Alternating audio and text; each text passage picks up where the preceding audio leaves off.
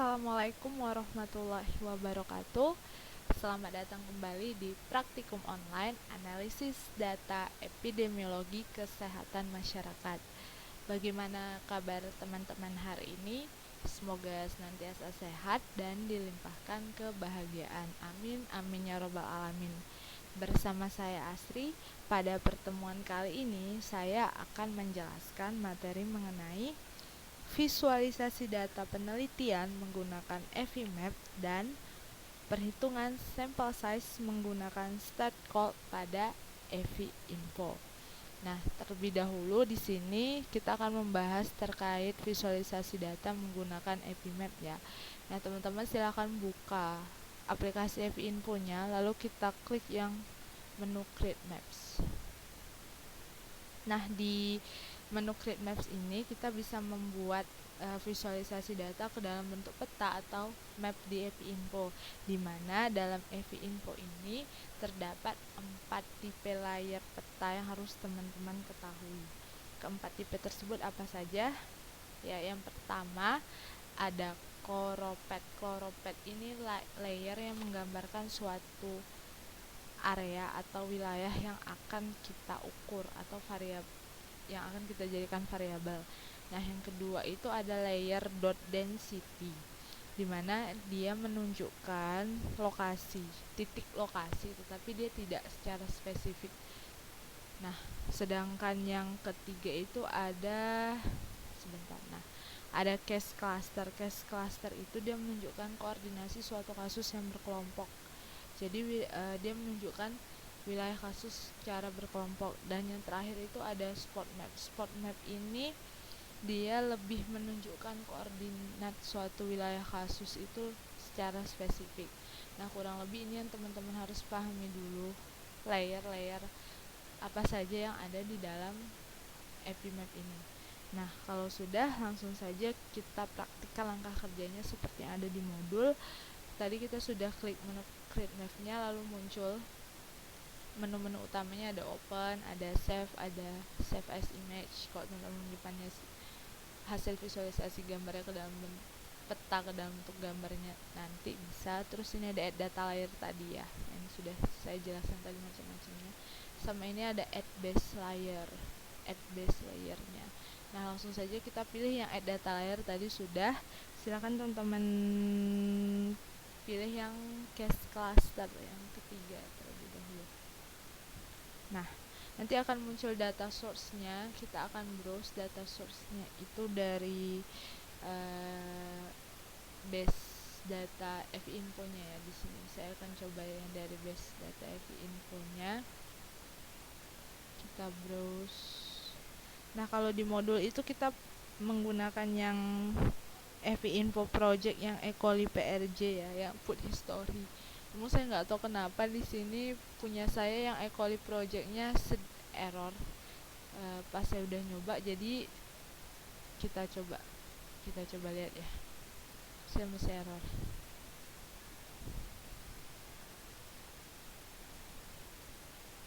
Oke. Muncul E. coli-nya. Tuh. Nah, jadi karena error, makanya saya akan coba menggunakan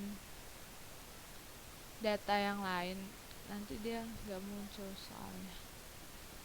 Coba ya, kita lanjutkan dulu. Tuh, latitude longitude-nya nggak muncul. Jadi saya akan coba ganti menggunakan yang data lainnya. Tadi saya udah coba, saya akan menggunakan yang data HIV saja. Nah, terus yang case-nya HIV di OK. Nah, otomatis nanti kalau teman-teman sudah memilih data source ini, dia akan lanjut ke variabel. Jadi kita akan memilih latitude field-nya, itu tentu saja kita pilih yang latitude. Terus longitude field-nya kita pilih yang longitude. Nah, sudah. Ini display. Berikutnya ke menu display. Itu teman-teman bisa atur senyamannya teman-teman tampilan display untuk map kalian nanti gimana. Terus terakhir ada data filters.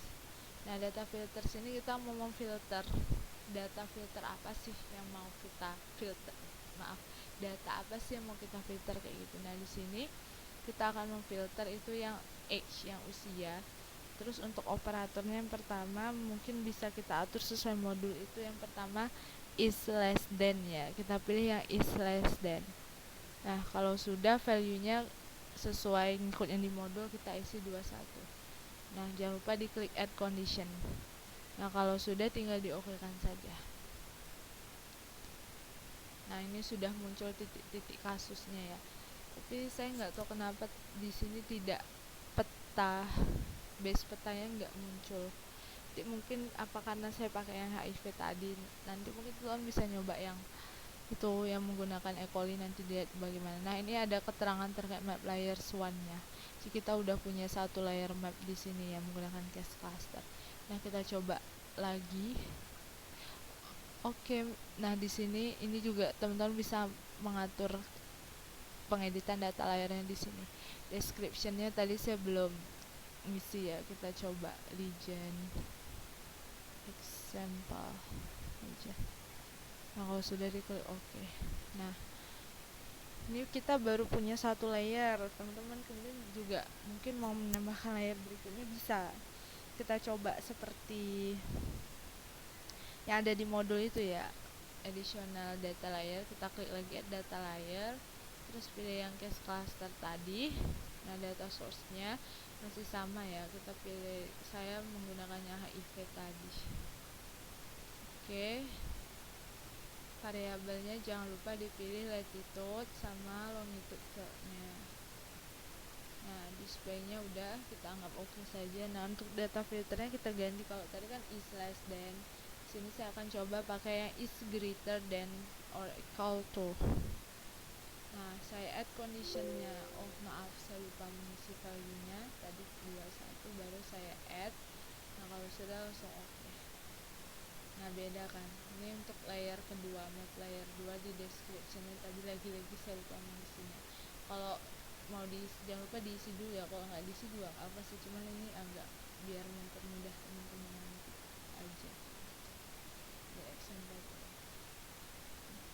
Oh ini tombol penting ya, edit data layernya. Kalau misalnya nanti ada yang mau diubah baik latitude longitude fieldnya, nanti bisa diatur di sini semuanya.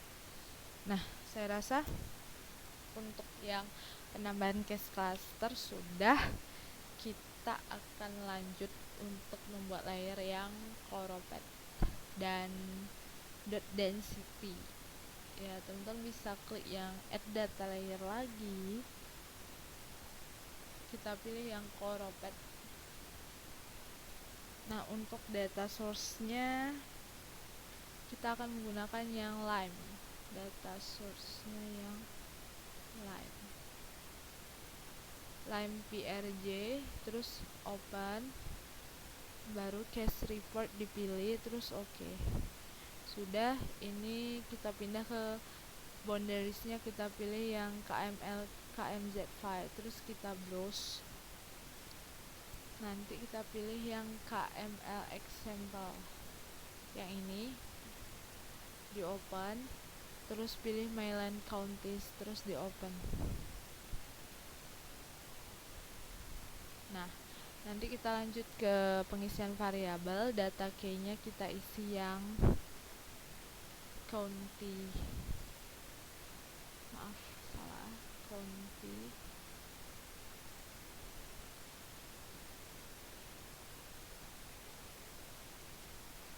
Value field-nya kita pilih yang record count, sama feature key-nya kita pilih yang country name. Oke, kalau sudah langsung di oke. Nah displaynya langsung di oke aja, nggak apa-apa. Ntar bisa teman-teman mau ngatur sendiri juga nggak apa-apa nanti. Nah ini ya, ini tampilan choropleth-nya tadi kan menggambarkan suatu wilayah. Ini kalau nggak salah ini peta Amerika, kalau nggak salah ya, Amerika bagian utara atau bagian Amerika bagian utara. Nah ini untuk yang choropleth. Sekarang kita coba yang dot density ya. Dot density itu gimana sih, kita coba dot density. Data source-nya kali ini kita akan menggunakan sampel PRJ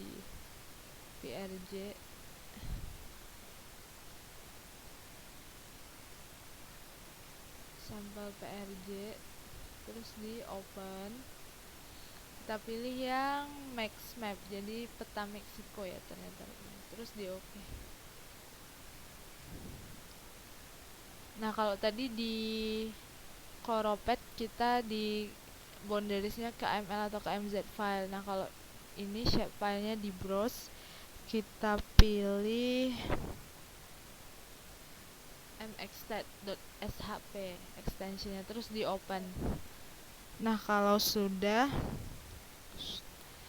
sudah data key-nya, teman-teman bisa pilih yang state, terus value field-nya bisa diisi Pertenbergs 95, feature key-nya diisi dengan name. Nah kalau sudah langsung di oke saja.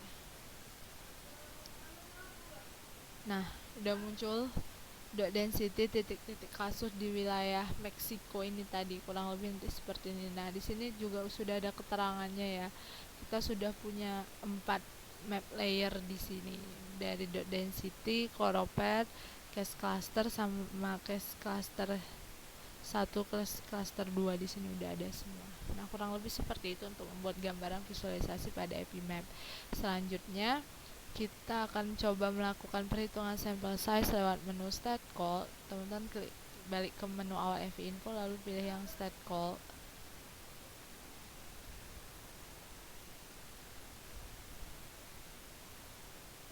Oke, masih loading. Nah, stat call ini fungsinya untuk perhitungan macam-macam bisa ya. Nah, di sini ada populasi survei, terus perhitungan di sampel dan cohort atau cross check, unmatched case control. Di sini semuanya udah cukup lumayan lengkap. Nah, kita coba yang akan kita perhatikan itu yang perhitungan population survey.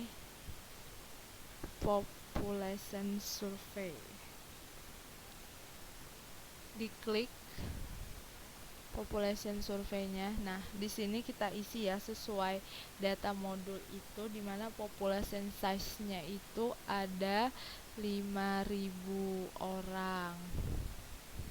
5.000 orang, expected frekuensinya ada 10% dan confidence limitnya ada 5%. Jadi nanti di sini cluster size total sampelnya udah muncul sesuai perhitungan dari stat call-nya di masing-masing level confident interval. Jadi teman-teman silahkan bisa menyesuaikan saja. Misalnya teman-teman mau pakai level CI yang biasanya di Kesmas kita pakai yang 95% ya, itu ternyata total sampel yang kita butuhkan untuk 5.000 pada 5.000 populasi di penelitian kita itu sebesar 135. Nah kurang lebih nanti seperti itu untuk perhitungan sampel size pada stat call di EpiInfo. Nah, saya rasa untuk penjelasan terkait materi stat call, perhitungan sampel size menggunakan stat call dan dan tadi di awal sudah dijelaskan bagaimana melakukan visualisasi data menggunakan EpiMap. Cukup sekian.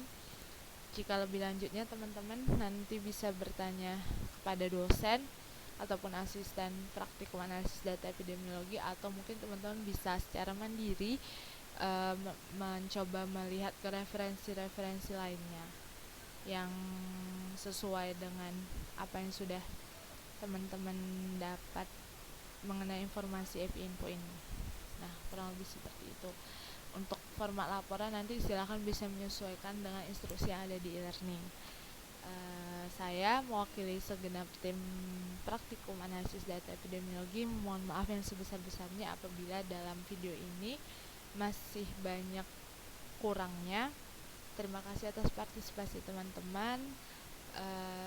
Ingat tetap jaga kesehatan dan sampai bertemu kembali di praktikum selanjutnya. Saya akhiri.